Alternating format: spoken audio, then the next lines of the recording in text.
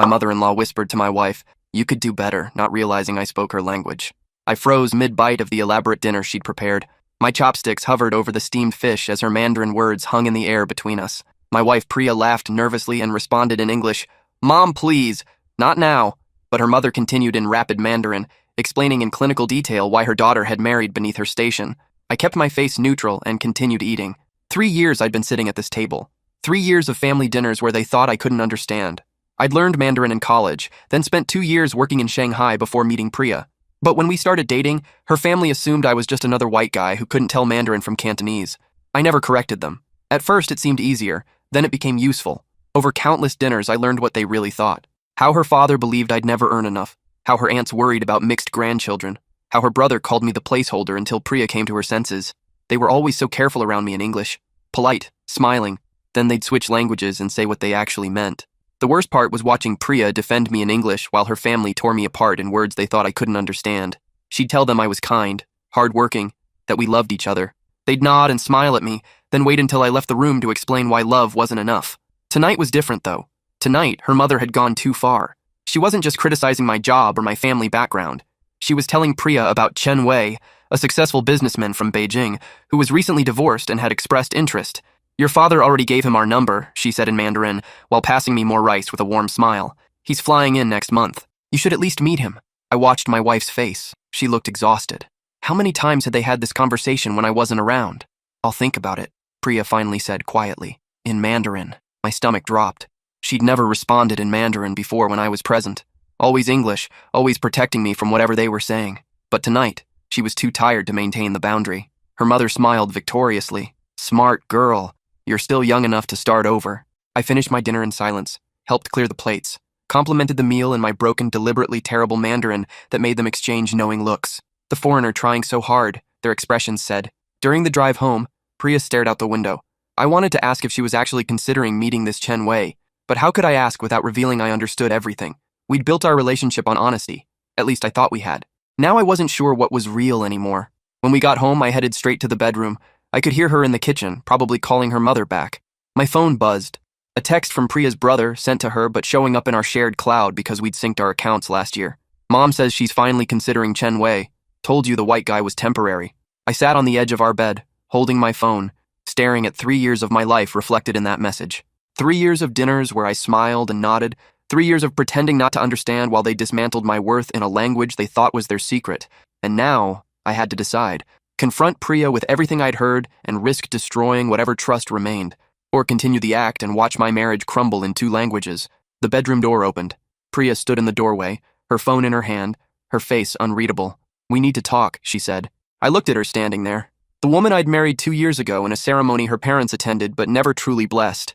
The woman who'd promised to love me despite her family's objections. Now I wondered if those objections had slowly worked their way into her heart like water through concrete. "About what?" I asked, knowing exactly what. She sat on the bed beside me, maintaining distance. "My mother called. She wants me to meet someone next month. A business associate of my father's." I waited, letting the silence stretch between us like it had in the car. She paused. I told her I'd think about it to get her off my phone. "But I'm not actually going to meet him. You know that, right? Do I?" The words came out harsher than I intended. Priya's eyes widened. "What's that supposed to mean?" I stood up, pacing to the window. "For 3 years I've sat at your parents' table. Smiled, nodded, acted like the grateful outsider who's lucky to be included. You know how they are," she said defensively. "They're traditional. It takes time." "Time?" I turned to face her. "How much time before I'm good enough? Before I'm not just the placeholder?" Her face went pale. "What did you say?" "Placeholder. That's what your brother calls me. Did you know that?" She shook her head slowly. "How do you know what my brother calls you?" My heart was racing. This was it. The moment I'd been avoiding for 3 years. I could keep lying, pretend I'd overheard something. Or I could tell her everything. "Because I understand Mandarin," I said quietly. "I've understood every word your family has said about me for the past 3 years. The color drained from her face completely. "You what?" "I speak Mandarin, fluently. Have since college. Worked in Shanghai for 2 years before we met." She stood up, backing away from me like I was a stranger. "You've been lying to me this entire time?" "Not lying, just not correcting assumptions." "That's the same thing." Her voice was rising. "You let my family say those things. You sat there and listened while they tore you apart and you never said anything? What was I supposed to say?" I shot back. "Hey Priya, by the way, your parents think I'm worthless trash who'll never be good enough for you. That would have gone over well. You should have told me. Why? So you could defend me harder while they ignored you? I've watched you fight for us, Priya, over and over, and they never listen. She was quiet for a long moment. Then, so tonight, at dinner, when my mother talked about Chen Wei, I heard every word. Tears started streaming down her face. And you think I'm actually considering it? You think I'd cheat on you? I showed her my phone, your brother's text, the one about how I'm temporary. She read it, then threw her phone across the room. It hit the wall with a crack. I don't care what my brother thinks. I don't care what any of them think. But you said you'd think about it, I said. In Mandarin, you told your mother you'd consider meeting him, to end the conversation. She was sobbing now. Do you have any idea what it's like? Every dinner, every holiday, they're on me about you, about us, about how I'm throwing my life away. I'm exhausted from defending us constantly. So why keep going to dinner? Why keep subjecting yourself to it? She wiped her eyes. Because they're my family, and I keep hoping that eventually they'll accept you. Accept us. After 3 years, they're setting you up with other men, Priya. She sat back down, her face in her hands. I know, okay? And I hate it. But what am I supposed to do? Cut them off completely? The question hung there. What was she supposed to do? What were we supposed to do? I sat beside her. When I was in Shanghai, I had a colleague, Australian guy. He married a local woman. Her family hated him too. Different reasons, but same result. What happened to them? They moved to Singapore, started over somewhere neither family could interfere. Priya looked at me. Are you suggesting we move to Singapore? I'm suggesting we figure out what we actually want. Not what your family wants. Not what's easiest. What we want. She was quiet for a long time. Then she said something that surprised me. My mother had a marriage like this, you know. Like what? Arranged. She was 19 when she married my father. They met twice before the wedding. She never wanted me to have that. She told me once, when I was in high school, that I should marry for love, that I should choose my own path. So what changed? She looked at me. You're American. White. You don't understand our culture, our language, our traditions. At least that's what she kept saying. But that's not true anymore, I said. I do understand. I've understood this whole time. And they've spent 3 years trying to convince you I'm not worthy while I sat there and listened. Why did you do it? She asked. Why sit through all of that and never say anything? At first, I didn't want to embarrass anyone. Seemed easier to let them think I didn't understand. Then it became about understanding what they really thought of me, of us. And now you know. Now I know, I agreed. Your father thinks I'll never make senior partner at my firm. Your mother thinks our kids will be confused and culturally lost. Your aunts think you settled because of some rebellious phase. And your brother thinks I'm temporary entertainment until you meet someone appropriate. Priya was crying again. I'm so sorry. I should have protected you better. I should have set harder boundaries. It's not about protection, I said. It's about whether you actually believe any of what they're saying. She grabbed my face with both hands, forcing me to look at her. I married you. I chose you. Not because I was rebelling, not because I was confused, because I love you, because you're kind and funny, and you make me feel seen in ways no one else ever has. But nothing, she said firmly. There is no but. I love you. That's it.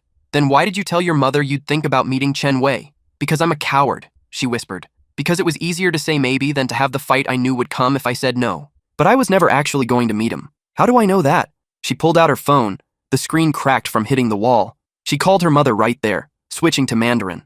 I listened as she told her mother she wouldn't be meeting Chen Wei, that she was married and happy, that they needed to respect her marriage or she'd stop coming to family dinners. Her mother's voice came through the speaker, shocked and angry. I could hear her father in the background demanding to know what was happening. Priya continued. She told them she knew what they'd been saying about me, that she was ashamed of how they'd treated her husband, that they had a choice to make, accept us both or lose her. The call ended with her mother sputtering in disbelief. Priya looked at me, her hands shaking. Okay? I nodded slowly. Okay. She leaned her head on my shoulder. I should have done that 3 years ago. Maybe, I said, but you did it now. We sat there in silence for a while. Then she said, You're going to tell them you speak Mandarin, aren't you? Eventually, when I'm ready. They're going to lose their minds, she said. There was a hint of satisfaction in her voice. Good, I replied. She laughed, then started crying again. I'm sorry. I'm so sorry you had to sit through all of that. I'm sorry I didn't tell you sooner, I said, about understanding, about what they were saying. We should have been dealing with this together. We will now, she said. No more secrets, no more pretending. Her phone rang, her mother calling back. Priya ignored it, then her father, her brother. She turned the phone completely off. They're going to show up here, she said. Probably. Are you ready for that? I thought about the past 3 years, all the comments I'd swallowed, all the insults I'd absorbed while playing the ignorant foreigner, all the times I'd watched Priya defend me without being able to help. Actually, I said, I'm looking forward to it. That night we stayed up talking, really talking, about everything I'd heard over the years, about how it made me feel, about how exhausting it had been for her to constantly defend us, about what we wanted our future to look like. We fell asleep around 3 a.m., exhausted but somehow lighter than we'd been in months. The doorbell rang at 8 a.m. I knew who it would be before I opened the door. Her parents stood there looking furious. Her father pushed past me without greeting. Her mother followed with her nose in the air. Priya emerged from the bedroom in her robe. Mom, Dad, what are you doing here? What are we doing here? Her father's English was perfect when he was angry. You hang up on your mother. You say terrible things. And now you ignore our calls. I said I needed space, Priya replied calmly. Her mother started speaking in rapid Mandarin, complaining about disrespect, about how they'd raised her better, about how I had corrupted their daughter's values. I let her go on for about 30 seconds. Then I responded in fluent Mandarin. I told her that Priya hadn't been corrupted, that she'd simply grown tired of them treating her husband like he was temporary, that perhaps if they'd shown basic respect for the past 3 years, we wouldn't be having this conversation. The room went completely silent. Her father's mouth actually fell open. Her mother looked like she'd been slapped. You speak Chinese, her father finally said in English. Mandarin, I corrected, still speaking in Mandarin. Yes, fluently. Have for over a decade. Her mother sank onto the couch. How long have you understood? Since the first family dinner, I said, switching to English. Every insult, every criticism, every comment about how Priya could do better. I heard all of it. Her father's face was turning red.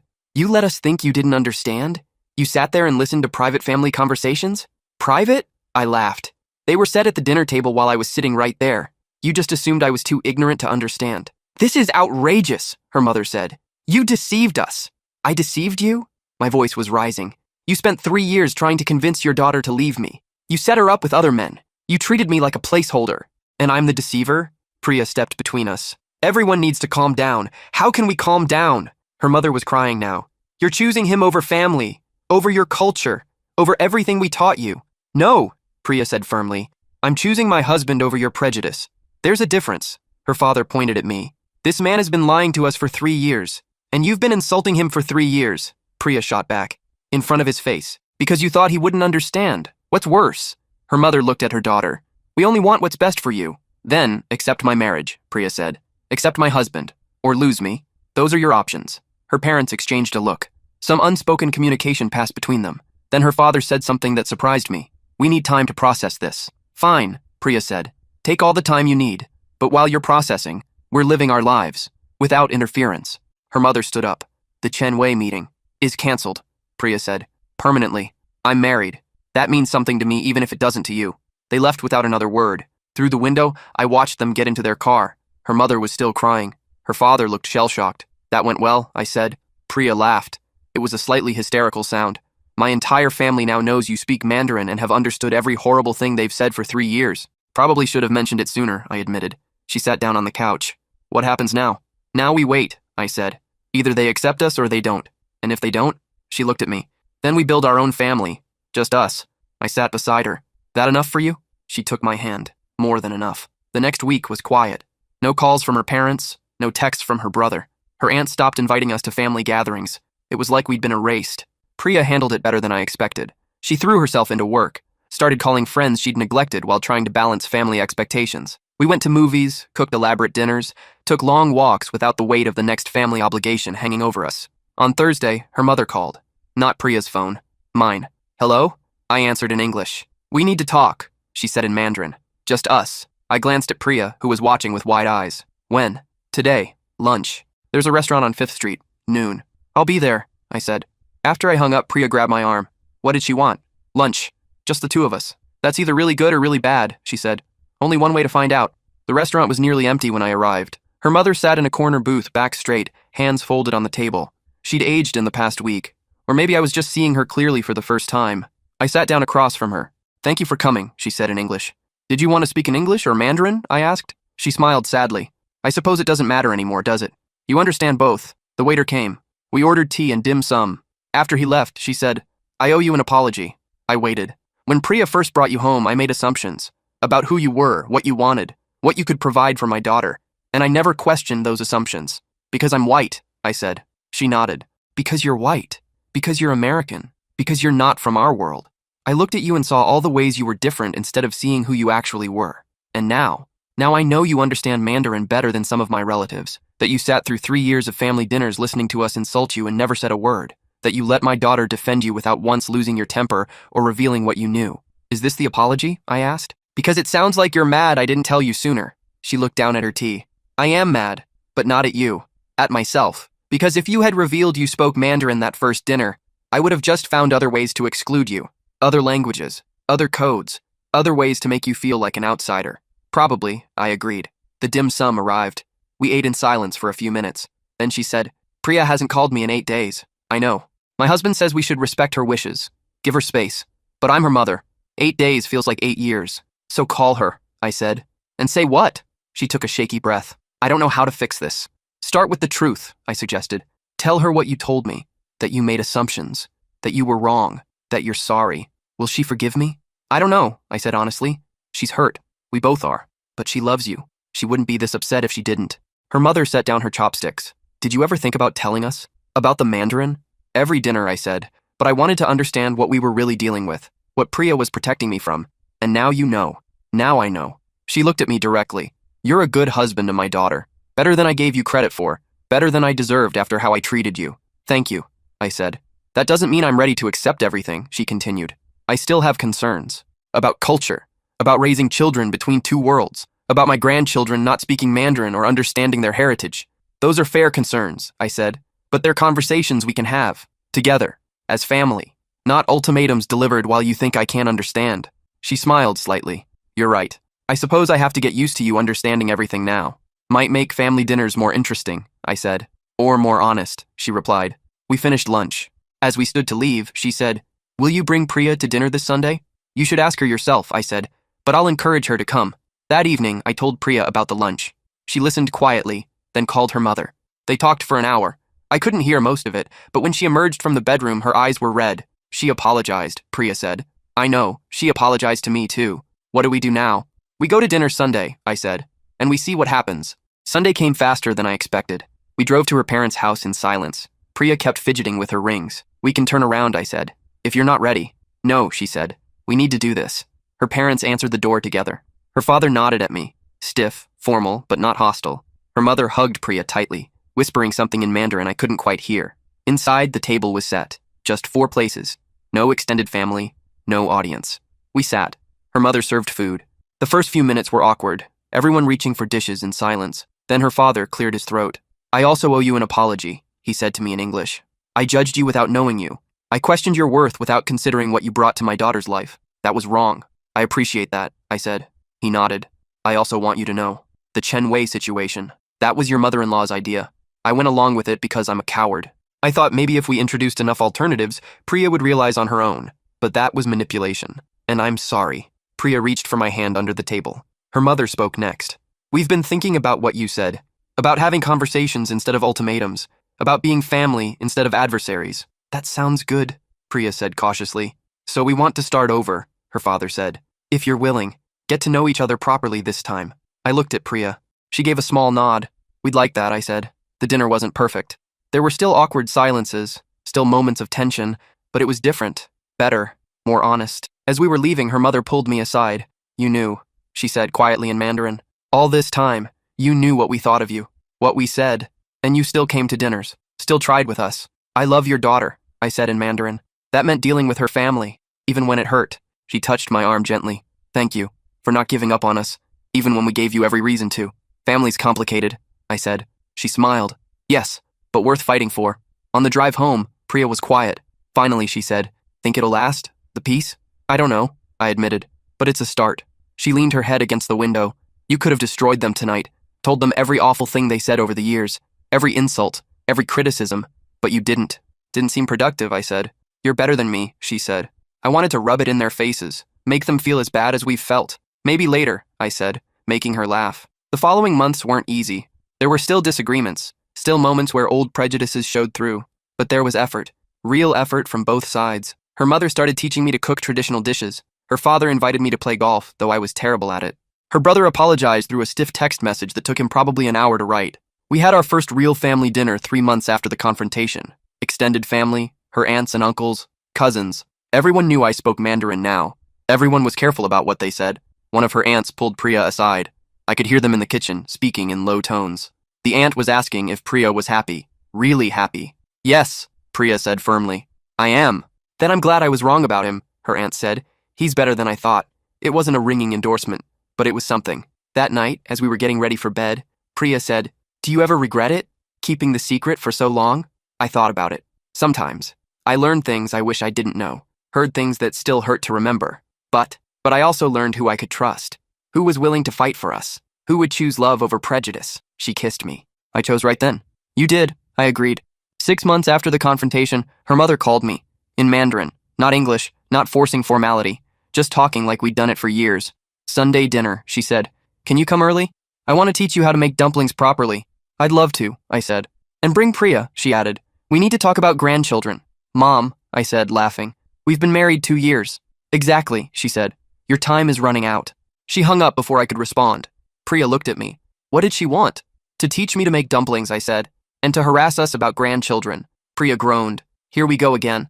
But she was smiling. Because this time, the harassment came from a place of acceptance, not rejection. This time, we were included in the future, not obstacles to it.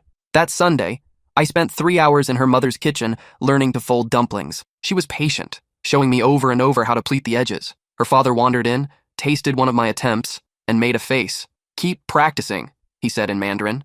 Your first 100 were worse, his wife shot back. They bickered affectionately while I kept folding. Priya watched from the doorway, her phone out, taking pictures, capturing this moment, this new normal we'd fought so hard to build. Later, over dinner, her father asked about my work. Actually asked, wanting to know about cases I was handling, challenges I was facing. Her mother asked about our apartment, whether we needed help with anything. It felt like family, real family. Not performance, not obligation, just people who cared about each other trying to connect. As we drove home that night, Priya said, I think they're really trying. They are, I agreed. Think it'll stick? I reached for her hand. As long as we keep being honest with each other, I think we'll be okay. She squeezed my fingers. No more secrets? No more secrets, I confirmed. That night, lying in bed, I thought about the past 3 years, all the dinners I'd sat through, all the comments I'd absorbed, all the times I'd wanted to speak up but didn't. Part of me regretted the silence, but part of me understood it had been necessary. Because now, when we sat at family dinners, I wasn't the outsider they thought I was. I was someone who understood their language, their culture, their fears, and they were slowly learning to understand mine. It wasn't perfect, probably never would be, but it was real and honest, and that was enough. Priya rolled over, draping her arm across my chest. Love you, she mumbled, half asleep. Love you too, I said. In Mandarin, she added. Say it in Mandarin. I smiled in the darkness. I'd spent 3 years hiding what I knew. Now I could finally be completely myself, in both languages, in both worlds. Woaini, I said softly. She sighed contentedly. Better. And it was better. All of it. The honesty, the confrontation, the rebuilding. We'd torn everything down and built it back up on a foundation of truth instead of assumptions. Her parents would never be perfect. Neither would we. But we were family now. Really family. Not just people connected by marriage and obligation, but people who'd chosen each other. Over and over. Through conflict and hurt and finally, acceptance. The next Sunday, I arrived early for dumpling lessons. Her mother had tea waiting. We worked in comfortable silence for a while, falling into a rhythm. Fold, pinch, repeat. You're getting better, she said. Good teacher, I replied in Mandarin. She smiled. You know, when Priya first told me she was dating you, I cried for 3 days. I didn't know what to say to that. I thought she was throwing her life away, she continued. Choosing rebellion over security, romance over sense. I was convinced you'd leave her once the novelty wore off, but I didn't. No, she agreed. You stayed. Through 3 years of my family treating you like you didn't belong, through dinners where we spoke around you like you weren't there, through everything we did to try to push you away. Love's stubborn that way, I said. She set down the dumpling she was working on. I was wrong about you. Completely wrong. And I'm grateful Priya didn't listen to me. Me too, I said. She picked up another wrapper. My mother used to tell me that family is the people who stay. Not the people who claim you, but the people who show up, who sit at the table even when it's uncomfortable, who keep trying even when it's hard. You showed up, I said. Eventually. So did you, she replied. For 3 years, even when we gave you every reason not to. We finished the dumplings. Priya arrived just as we were steaming the first batch. Her father came home from golf. We sat around the table, eating food I'd helped make, talking in a mixture of Mandarin and English. It felt normal. Like this was how it had always been. Like those first 3 years were someone else's story. But they weren't. They were our story. The difficult, painful part that made this moment possible. The conflict that forced honesty. The breaking that allowed rebuilding. After dinner, we played cards. Her father taught me a game he'd learned as a child. Her mother kept score, cheating slightly in everyone's favor to keep the game close. Priya laughed at my terrible poker face. This is nice, she said quietly, leaning against my shoulder. It is, I agreed. Worth the fight? Absolutely. Because that was the truth. The fighting. The confrontation. The painful honesty. All of it was worth it to get to this moment, to sit with family, real family, who saw me clearly and chose me anyway. As we were leaving, her mother pulled both of us aside. Sunday dinners, she said, every week. Family tradition. We can do that, Priya said. Good, her mother said. Someone needs to teach your husband proper Mandarin. His grammar is terrible. Hey, I protested in Mandarin. She patted my cheek. See? Terrible. But she was smiling, and so was I, because this was family, teasing and acceptance, criticism wrapped in affection, belonging earned through persistence and honesty and love. On the drive home, Priya said, "My mother insulted your grammar." In Mandarin, I pointed out, which means she sees me as someone worth correcting instead of someone who won't understand anyway. That's progress, that's everything, I said. And it was, because being seen, truly seen, was worth every uncomfortable dinner, every insult I'd absorbed, every moment of doubt. We'd built something real, not perfect, but honest, not easy, but worth it, family, in both languages.